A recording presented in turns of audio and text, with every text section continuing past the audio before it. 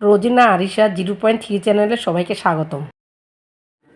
ঘরে ডাল নেই, পেঁয়াজু খাওয়া হবে না, তাই কি হয়? দুশ্চিন্তার কোনো কারণ নেই। পেঁয়াজু অবশ্যই খাওয়া হবে যদি ঘরে এ উপকরণটি থাকে। আসসালামু আলাইকুম। যে যেখানে আছেন আশা করি আল্লাহর রহমতে ভালো আছেন। আমিও আল্লাহর রহমতে ভালো আছি। ডাল ছাড়া পেঁয়াজু বানাতে লাগবে বেসন। এই বেসনের পেঁয়াজু আগে কি কেউ খেয়েছেন? খেয়ে থাকলে জানাবেন কেমন লাগে পেঁয়াজু, আর না খেয়ে থাকলেও জানাবেন, আরেকবার ট্রাই করে দেখবেন। পেঁয়াজু বানাতে তো পেঁয়াজ লাগবেই, পেঁয়াজ ছাড়া তো আর পেঁয়াজু হয় না। পেঁয়াজ চিকন করে কাটতে হবে। আমারটা একটু মোটা হয়েছে কারণ আমার একটু হাতে ব্যথা, তো তাই বেশি চিকন করে কাটতে পারিনি। তারপর লাগবে ধনিয়া পাতা এবং কাঁচামরিচ।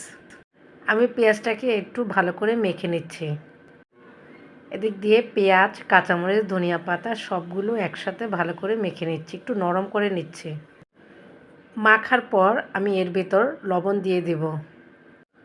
লবণ দিলে পেঁয়াজটা আরও নরম হয়ে যাবে, কারণ লবণ দিলে একটু পানি ছাড়ে, তো তাই।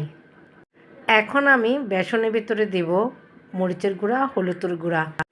আমরা নর্মালি ডাল যখন বাটি, ডালের ভেতরে যেমন মরিচের গুঁড়া, হলুদের গুঁড়া দিই, ঠিক তেমনই দেওয়া হবে। এখন দিয়ে দিব আমি যে পেঁয়াজ, কাঁচামরিচ, ধনিয়া পাতা, লবণ একসাথে যে মেখে নিয়েছি, সেগুলো এই বেসনের ভিতর দিয়ে দিব। এই পেঁয়াজুটা খেতে অসম্ভব মজা। এই পেঁয়াজু বানাতে পেঁয়াজটা একটু বেশি লাগে। আমি ভালো করে মেখে নিচ্ছি। এখন এর ভিতরে আমি অল্প অল্প করে পানি দিয়ে দেব। যদি আমি বেশি করে পানি দিয়ে দিই তাহলে এটা একদম নরম হয়ে যাবে। এই তো আমি অল্প অল্প করে পানি দিয়ে মেখে নিচ্ছি। আমরা কিন্তু ডাল যখন বাটি তখন কিন্তু ডাল একদম নরম করে ফেলি না।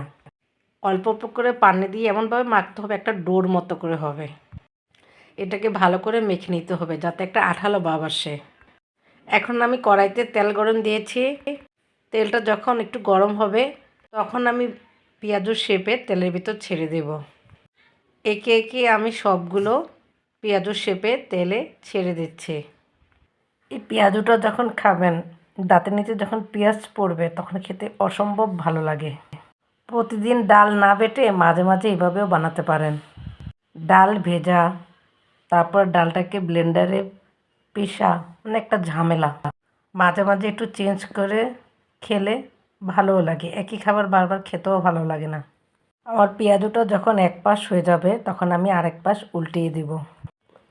আমি এখন সবগুলো পেঁয়াজু একে একে উল্টিয়ে দিচ্ছি। আমার সবগুলো উল্টানো শেষ। যখন সবগুলো ভালো করে ভাজা হবে এবং একটু বাদামি কালার হবে তখন আমি নামিয়ে ফেলবো একে একে। এই যে দেখুন আমার কালারটা কি সুন্দর হয়েছে। এখন আমি পেঁয়াজগুলো একে একে প্লেটে নামিয়ে রাখছি। আশা করি আমার এই পেঁয়াজুটা আপনাদের কাছে খুব ভালো লেগেছে। খেতে আরও ভালো লাগবে। এখন গরম পড়া শুরু হয়ে গিয়েছে। সবাই বেশি করে পানি খাবেন। দিনের বেলায় আমাদের পানি খাওয়া হয় না, তাই ইফতারের পর কিছুক্ষণ পর পর পানি খাবেন।